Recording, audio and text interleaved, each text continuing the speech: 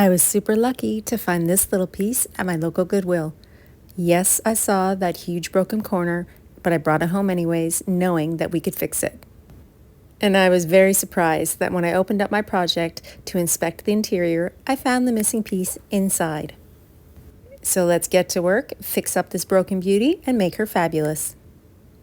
With a little glue, some nails, and some Dixie Belle's mud, I was able to repair that corner. I removed the original hardware. I'm going to keep it and reuse it, and then I cleaned very well with white lightning. And let me tell you, this piece was super dirty. The plan for this little piece is going to be something a little gothic, a little dark, and very heavily distressed. So let's start adding some detail with wood you bend molding. These moldings arrive rigid and hard, and when you heat up the backing, they become bendable, which is perfect for the curved front of this little dresser. All you need is a little wood glue and a heat gun, and you're ready to go.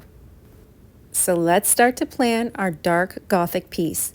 And I know the color choice is going to throw you off, but let me tell you, there's always a plan behind the chaos that you see when I do the first coat.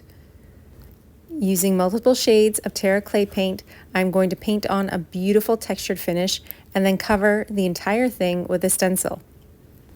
Still not looking right though, so we are going to distress it. And when I say distress, we are going to pull back layers and layers of paint and show the wood peeking out from underneath. This will reveal a beautiful worn finish, exactly the look that I'm going for. I repeated the same process to the top part of the secretary, working right over top of all of those damages. You wouldn't even know that they were there. Stippling on my Terra Clay paint and building layers so that when I sand back, all of the color is revealed. Sealing the entire piece with Terra Tuff and then coming in with some waxes to deepen and darken all of the detail. Gilding wax is really great to use because it is oil-based. You can apply it last and it will cure hard. Adding one piece of iron ornate hardware that I purchased at Hobby Lobby that matches the color of the original hardware perfectly. And this little secretary is done. I love the way Terra Clay Paint looks when you pull it back. This is a dark piece. It's distressed. It's meant to look super old, and I absolutely love it.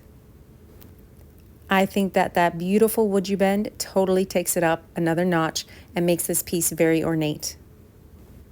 I know that this style is not everybody's cup of tea, but this is my favorite way to paint, and adding detail to every single piece of this little beauty made my day.